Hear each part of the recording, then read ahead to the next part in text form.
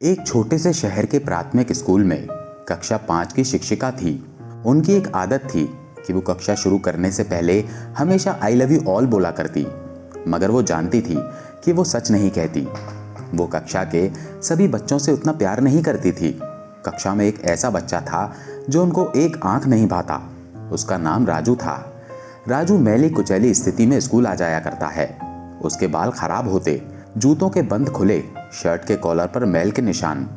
व्याख्यान के दौरान भी उसका ध्यान कहीं और होता। मिस के डांटने पर वो चौंक कर उन्हें देखने तो लग जाता, मगर उसकी खाली खाली नजरों से साफ पता लगता कि राजू शारीरिक रूप से कक्षा में उपस्थित होने के बावजूद भी मानसिक रूप से गायब है। धीरे धीरे मिस को राजू से नफरत सी होने लगी। क्लास में घुसते ही राजू मिस की आलोचना का निशाना बनने लगता। सब बुराई के उदाहरण राजू के नाम पर किए जाते। बच्चे उस पर खिलखिलाकर हंसते और मिस उसको अपमानित करके संतोष प्राप्त करती। राजू ने हालांकि किसी बात का कभी कोई जवाब नहीं दिया था। मिस को वो एक बेजान पत्थर की तरह लगता, जिसके अंदर महसूस नाम की कोई चीज नहीं थी। प्रत्येक डांट, व्यंग और सजा के जवाब में वो बस अपनी भावनाओं से खाली नजरों से उन्हें देखा करता और सिर झुका लेता। मिस को अब उससे गंभीर चिढ़ हो चुकी थी। पहला सेमेस्टर समाप्त हो गया और रिपोर्ट बनाने का चरण आया तो मिस ने राजू की प्रगति रिपोर्ट में ये सब बुरी बातें लिख मारी। प्रगति रिपोर्ट माता पिता को दिखाने से पहले हेड मिस्ट्रेस के पास जाया करती थी। उन्होंने जब राजू की रिपोर्ट देखी तो मिस को बुला लिया और बोली, मिस, प्रगति रिपोर्ट में कुछ तो प्रगति भी लिखनी चाहिए। आपने तो जो कुछ लिखा है इससे राजू के पिता बहुत निराश हो जाएंगे। मिस बोली, मैं माफी मांगती हूँ, लेकिन राजू बहुत ही अशिष्ट और निकम्मा बच्चा है।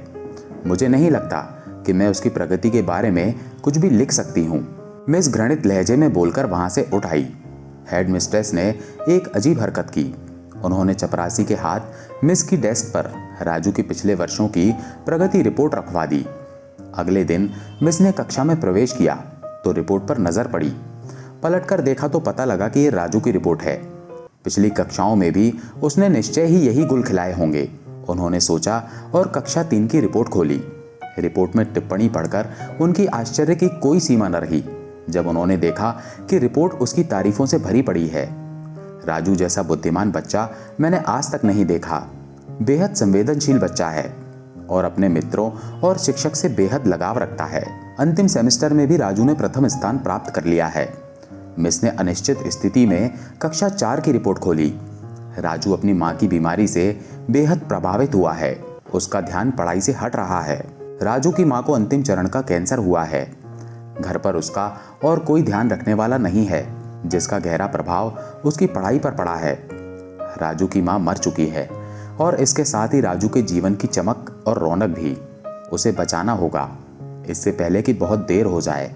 मिस के दिमाग पर भयानक बोझ हावी हो गया। कांपते हाथों से उसने प्रगति रिपोर्ट बंद की। उनकी आंखों से एक के बाद एक आंसू गिरने लगे। अगले दिन जब मिस कक्षा में दाखिल हुई तो उन्होंने अपनी आदत के अनुसार अपना पारंपरिक वाक्यांश आई लव यू ऑल दोहराया, मगर वो जानती थी कि वो आज भी झूठ बोल रही है, क्योंकि इसी क्लास में बैठे एक उलझे बालों वाले बच्चे राजू के लिए जो प्यार वो आज अपने दिल में महसूस कर रही थी, वो कक्षा में बैठे और किसी भी बच्चे से हो ही नहीं सकता था। व्याख्यान के दौरान उन्होंने रोजाना दिनचर्या की तरह एक सवाल राजू पर दागा और हमेशा की तरह राजू ने सिर झुका लिया। जब कुछ देर तक मिस से कोई डांट फटकार और सहपाठी सहयोगियों से हंसी की आवाज उसके कानों में न पड़ी तो उसने अचंभे में सिर उठाकर उनकी ओर देखा। अप्रत्याशित उनके माथे पर आज बल न थे। वो मुस्कुरा रही थी। उन्होंने राजू को अपने पास बुलाया और उसे सवाल का जवाब बताकर जबरन दोहराने के लिए कहा। राजू 3-4 बार के आग्रह के बाद अंततः बोल ही पड़ा। उसके जवाब देते ही मिस ने न सिर्फ खुश होकर तालियां बजाईं, बल्कि बाकी सभी से भी बजवाईं। फिर तो ये दिनचर्या बन गई। मिस हर सवाल का जवाब अपने आप बताती और फिर उसकी खूब तारीफ करती। प्रत्येक अच्छा उदाहरण राजू के ऊपर दिया जाने लगा।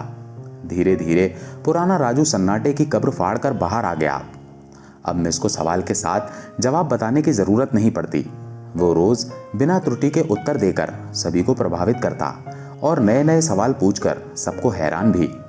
उसके बाल अब कुछ हद तक सुधरे हुए होते, कपड़े भी काफी हद तक साफ होते, जिन्हें शायद वो खुद धोने लगा था। देखते ही देखते साल समाप्त हो गया और राजू ने दूसरा स्थान हासिल कर लिया, यानी दूसरी क्लास। विदाई समारोह में सभी बच्चे मिस के लिए सुंदर सुंदर उपहार लेकर आए और मिस की टेबल पर उपहारों के ढेर लग गए।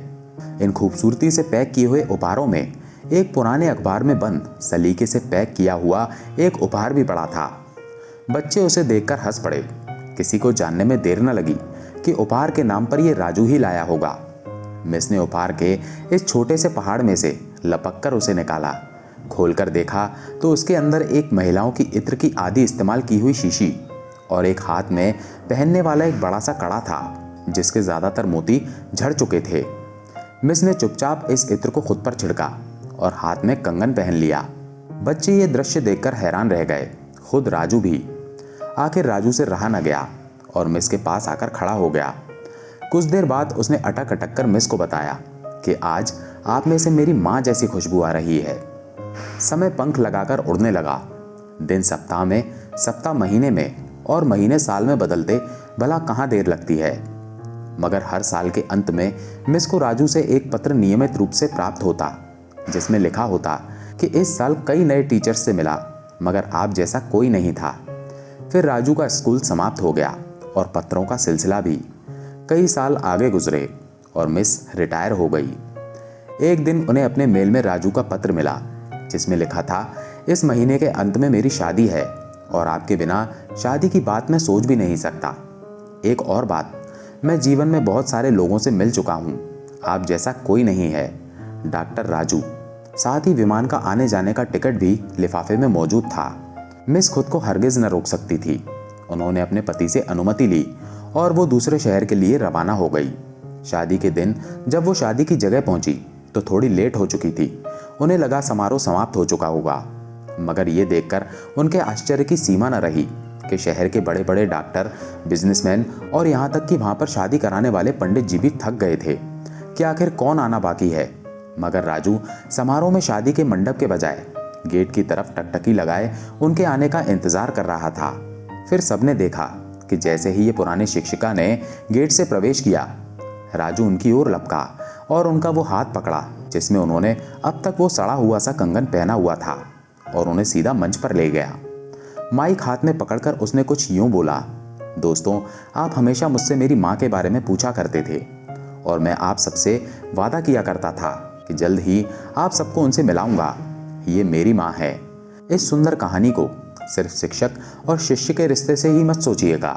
अपने आसपास देखें, राजू जैसे कई फूल मुरझा रहे हैं जिन्हें आपका जरा सा ध्यान, प्यार और स्नेह नया जीवन दे सकता है। दोस्तों, उम्मीद है ये कहानी आपको पसंद आई होगी। अगर पसंद आई हो तो इसे दोस्तों के साथ शेयर करें और हाँ, हमारे इस चैनल को सब्सक्राइब करना ना भूलें। धन्यवाद।